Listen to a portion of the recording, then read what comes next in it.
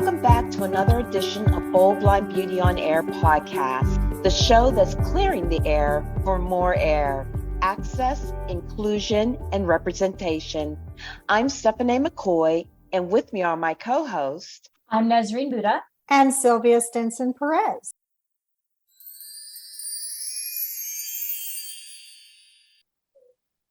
Access is the word of the year on Bold Blind Beauty on Air. For this month, I went back to Webster's dictionary and I came up with a different definition. And the definition is as follows. Access is defined as permission, liberty, or ability to enter, approach, or pass to and from a place, or to approach or communicate with a person or thing. June 26th through July 2nd of this year is Deaf Blind Awareness Week.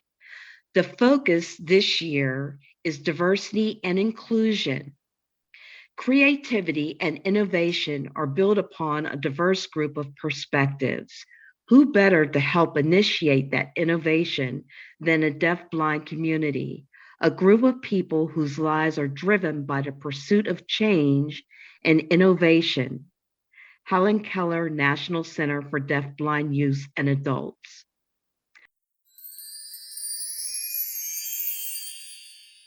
I am so thrilled to introduce a very good friend of mine who is our guest. Her name is Sherri Rodgers, and she is going to be sharing some of the things that she has gone through in her life as a deaf-blind person. Sherri, can you tell us just a little bit about yourself before we get into our questions? I am deaf-blind. I have Usher syndrome, since that's what being deaf-blind is. I have a cochlear implant, and I've had that since 2017. And I grew up accepting I was farsighted. So my main thing was when I started losing my sight was I could see things better at a distance, but I couldn't see anything up close. And that was very frustrating. Hi, Sherri. What are some of the biggest challenges that you have faced in your time? I would say the main thing is learning to use a cane. I still had sight when I graduated to the use of a white cane. And there were times where I felt I didn't need it, only to find out I did. So I started using it regularly. The other challenge is right now at work, they're doing a remodeling job because they're about to put a Starbucks in. So they're remodeling the whole store. And right now it's being difficult because the way they have reconstructed our department is not very user-friendly to a blind person. I have a friend who helped me to figure out how to find a landmark that would take me directly over to the case where I put my sandwiches in. Other challenges are dealing with customers. I can be right in front of them with my cane, and whoever is sight guiding me has to stop me because the customer will run me over. The other one, I recently went through a fire 3 weeks ago in which I did not hear the fire alarm in time and didn't hear my neighbor across the hall pounding on my door because I had fallen asleep in my recliner. So when I did wake up and heard it, I kind of thought, oh my gosh, so I grabbed stuff I needed. And when I went out, the hall was full of smoke. Sherri, this is Sylvia, Yeah. and I wonder, what would you say are the most significant challenges for people who have combined hearing and vision loss? Most of the people who listen to our podcast are people with visual impairments, and some of them slash us are getting older and starting to experience a little bit of that hearing impairment, which is certainly not the same as having ushers, but it does impact your ability to cope and to adjust. So what are some of the things you would say are the unique challenges of having a combined hearing and vision loss? See, I was always hard of hearing, not totally deaf, but I would have to say that some of the things a deaf-blind person would is the ability to navigate and not hear anything, but yet still know where they are and where they're going. I have a twin sister who is deaf-blind with a cochlear implant, and when she takes that off at night, she is totally deaf. But she has adjusted to a cochlear implant enough that she does not hear as well as I do. But we last year moved in together into a brand new apartment in a building that has 8 floors, and we have never lived in this type of an environment where there's lots and lots of people in one building, and we have to get from the 3rd floor to the 1st floor by elevator. So this is a whole new experience for us. But being deaf blind and navigating, which we picked up on really quick, we've so good orientation. Good orientation and using landmarks seems like a really important thing when you don't have that hearing to count on. Right. And that's one thing I have discovered with a cochlear implant. It's hard to determine where sounds are coming from. But like I said, we have adapted very easily that, and the people on our floor know us very, well enough. And, they'll sometimes say, you do things I could not do. Or if I was in your shoes, I couldn't do that. But I kind of get a little irritated when people say that, because if you ever reach that point, then you do what you have to do. What about communicating with others? I feel like, and I think about, and Steph, as you know, I wonder about you guys, when I feel like I'm in a loud place where I can't see or hear, I find it really difficult to communicate with others. Well, it is disorienting. It's also frightening because I cannot get oriented to the layout of the room. I know when we would meet in person, if there was a lot of people already there, then sometimes I would have trouble trying to find where to go sit, because I didn't exactly know the layout of the room or the layout of how the tables were set up or where the chairs were. A lot of times I would have to yell and ask for help, or yell and ask for somebody specific if I wanted to sit with.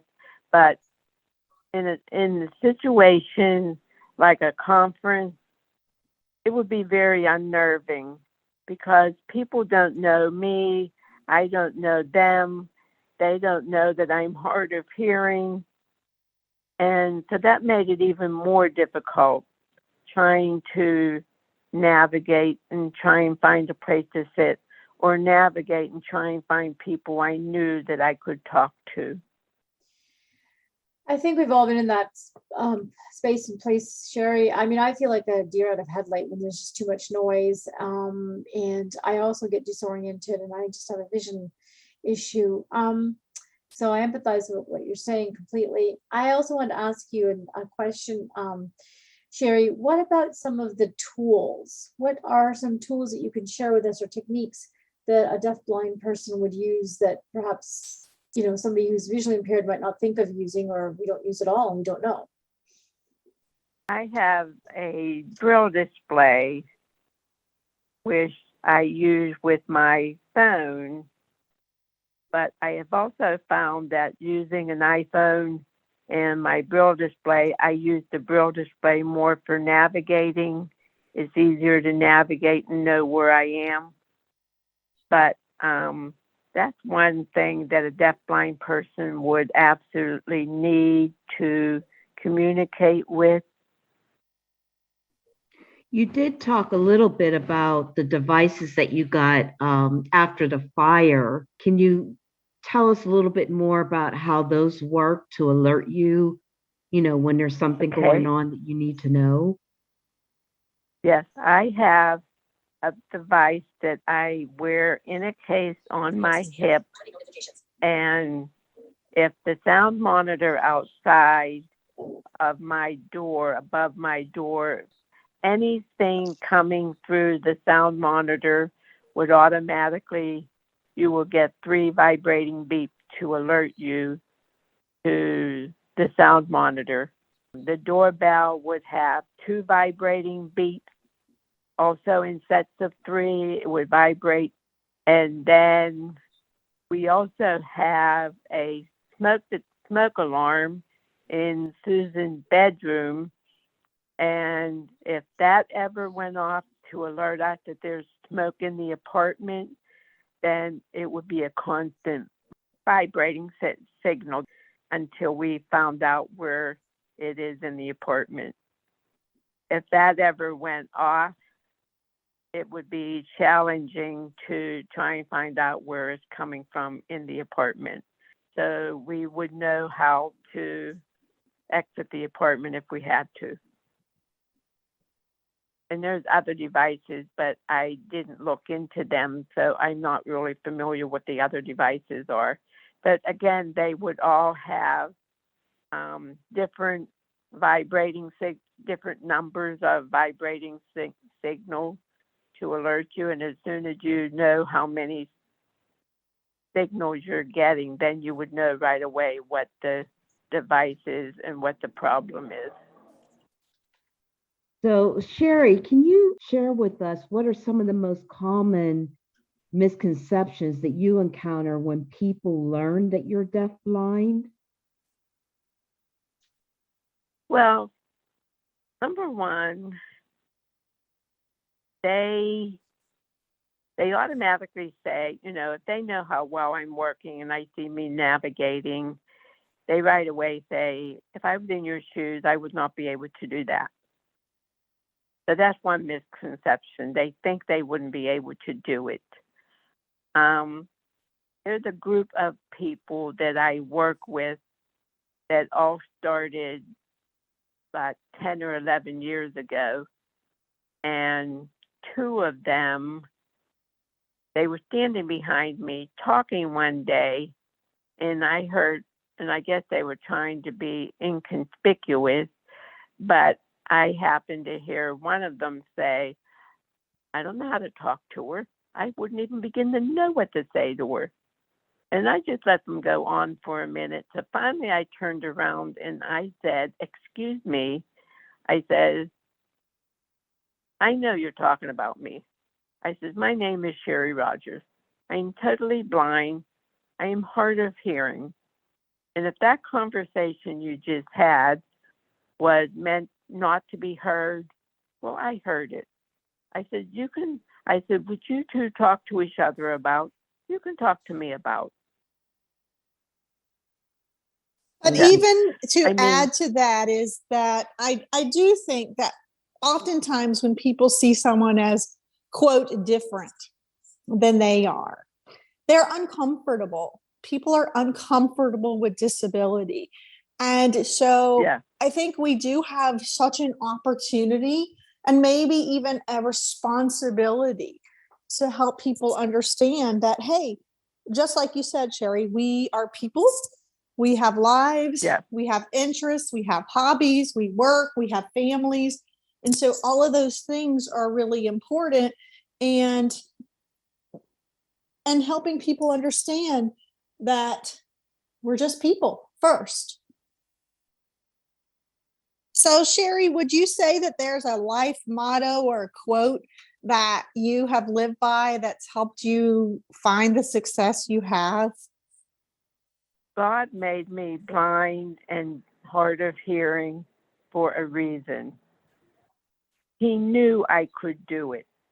He knew I could go through life and be the success that I feel I am without any regret. Well, thank you so much for coming on our podcast and sharing your story with us. If there's any questions or if somebody listening would like to get in touch with you, or is there any way that they can get in contact with you? Can I give my email? Sure. Okay, it's SHERI1299@gmail.com. If they would like to call me or text me, they can reach me at 412-605-2810. Thank you so much, Sherri. You're welcome. It was a pleasure to be here today.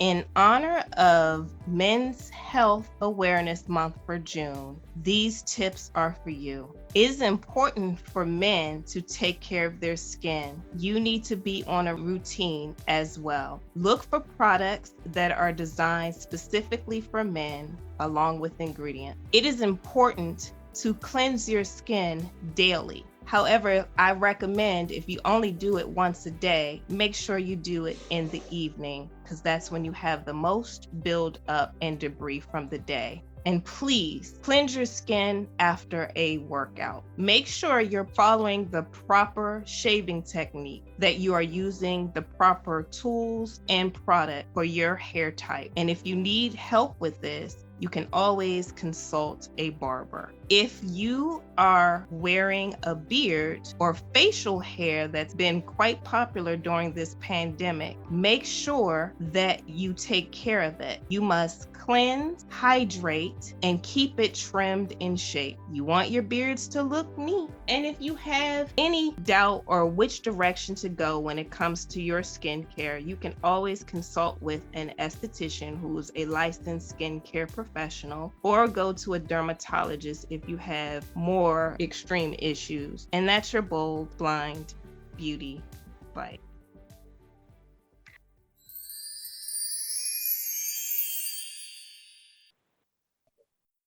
I have to say, Dana, I love how you told those men to cleanse after they work out. Oh, it's very important. It sure is, girl. We don't want to smell them either. No. No. They have to take care of their skin as well. So it's very important for them to get on the right routine that's set up for them. And if they keep things simple for themselves, they can, they're more likely to stick to it. Men are notoriously bad about taking care of themselves and their skin. They really are. Yeah. The good thing is that there's some products out there by different companies out there that cater to men's health care, and whether that's facial products, deodorants, hair care, but there are lines out there for men, and they should go check them out. One of the interesting things that I found through some of my reading is that some of the products for men, well, actually equal products for women, are cheaper for men than they are for women. And yet they have the same ingredients. And I found that a lot of women will use the men's products versus the women's products because they understand the difference. And I know it's a marketing thing, but why is that, Dana? I mean, that seems so cruel. Right. I think it's like you just said, Steph, it's a marketing thing. And let's face it, women are going to pay for beauty products more so. So they'll put out the money for whatever their need or whatever they're looking for. I know things have changed and dynamics and different generations are different, because there's a generation of men that are all into taking care of themselves. But For men, it's usually a simpler routine versus a woman. But I really think it's that whole, like you said, Steph, that whole marketing thing. If a woman is going to do that, I would recommend look at those ingredients and really understand, can I use this on my skin? Will this work for me too?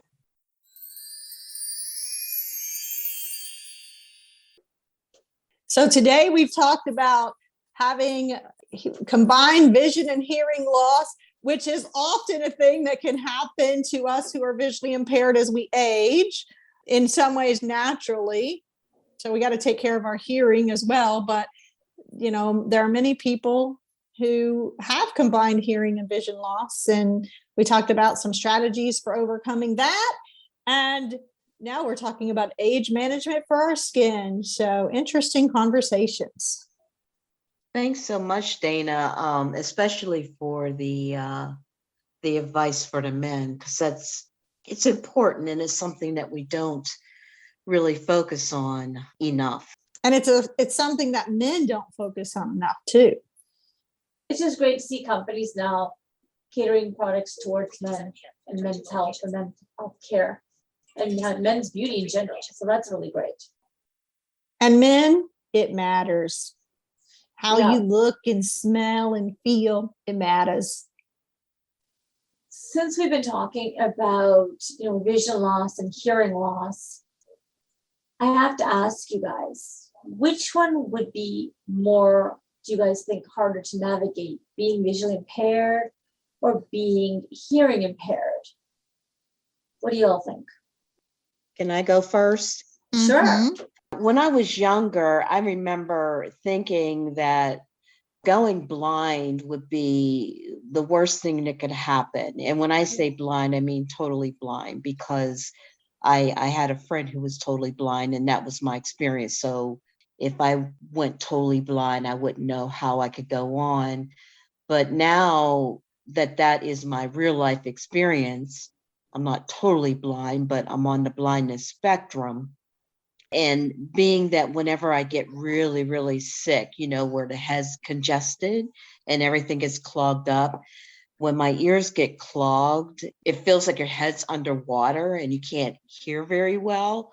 I really dislike that feeling. And I don't know that being deaf feels like that. I have nothing to draw that experience from because that's not my story. But I think I would really hate not being able to hear. I think that would be really difficult for me to navigate. I just, and again, because it's not my story, I can't wrap my head around it. Now, I am losing some hearing, but I only know that from other people's perspective, from, the way I talk and from, having my devices turned up. I haven't had it, assessed medically. And I'm putting off doing that, I guess, because it's sort of a self-protection thing and I'm afraid to hear what they're going to tell me. But that's some age management. It is. And I know I have to do it. I was actually at an event and a woman there was from the Helen Keller Center, and she was telling me to get it done because it would be a dual disability. So I am going to do it. But for me, I would have to say hearing.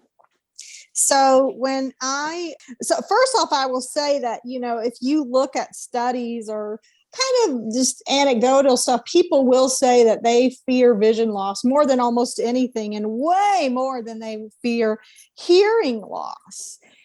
And so over the years, I've worked in the field of blindness and encountered many individuals with dual sensory loss, some who had hearing impairments as a result of aging. So they had the vision and hearing impairment. So low vision, low hearing. But others who truly were deafblind due to Ushers or other things. And so then I was teaching college, and I actually asked my college students, just as an introduction to blindness, which they would rather experience, which they felt would be easier to live with. And I can tell you that every single class I asked, and I taught for 5 years, every single class, the majority, almost every single person said that they thought it would be easier to be deaf. But by the end of the class, 3-4 months later, they all said they thought it would be easier to be blind. And because in my experience, having worked with people who are deafblind and then working across the hall for many years with the Deaf and Hard of Hearing Services department right across the hall from us, and just having so many friends who were hearing impaired, and then having many friends who are deafblind, communication is the major challenge that I have seen that people who have significant hearing impairments experience. We, as people who are blind, can talk to anybody. When you have a hearing impairment, your communication drops to people who can communicate with you. And if you are deaf, that could be that someone who can use sign language. If you're deaf blind, it might be only someone who can use tactile sign or who you can use Braille with. And so your world shrinks. And I think that has to be so hard. And I've seen it be so hard for people. I have to agree with you, Sylvia, because it's something that, looking at my dad now, who's hard of hearing, and we're literally screaming at him to just to communicate, really, to get our message across, a simple message, a more in-depth message. It's very frustrating, and it's a challenge, and different aids we have to use so that he'll read the whiteboard, or he'll read our iPad or something, but just to communicate. And that's the biggest, it's a challenge and a barrier at the same time. Personally, I think now that I look at things, I guess I would rather be blind, because like you said, at least I can communicate, I can hear, I can get around and help myself, knowing to use echolocation and things like that to find things and other aids. But to not being able to hear, I guess I would too feel like I would be disconnected with the world, and communication would be the most difficultest thing to do, because I would feel like I'm unheard, and probably people would shy away from me. Or like Sherri said, how do we talk to that girl? How do we communicate with her? And that's a barrier. And that's something that's utterly difficult and painful too as a person. I mean, that puts you through a lot of emotional trauma. So I think we always on Bold Blind Beauty on A.I.R, we often just talk to people who have experienced challenges and overcome those. And today we talked to Sherri, who's overcome hearing and vision loss. And I think that we have to admit that having any disability, let's just be honest, living life is a challenge.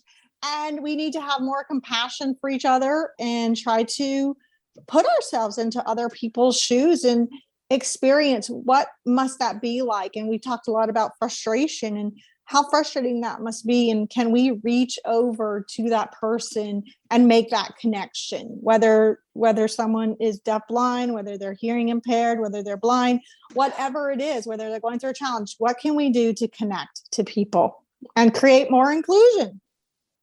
Ladies, this was a great segment. I love being able to talk with different people who are experiencing different things. And one of the things that we've talked about here on Bold Blind Beauty on Air is that being different isn't bad. You always hear me say we have to get to a point where we accept people where they are as they are.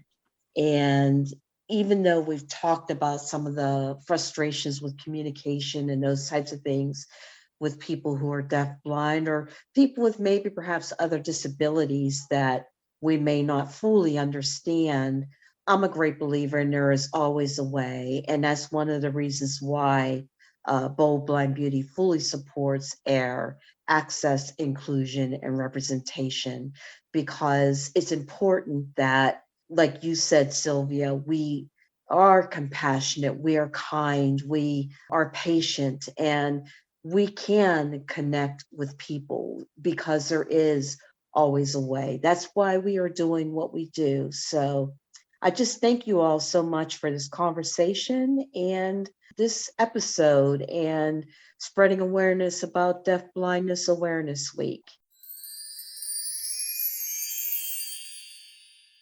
Thank you for listening to this episode of Bold Blind Beauty on Air. Please subscribe, and if you enjoy this show, do recommend it to your friends and family. Thanks for listening, everyone.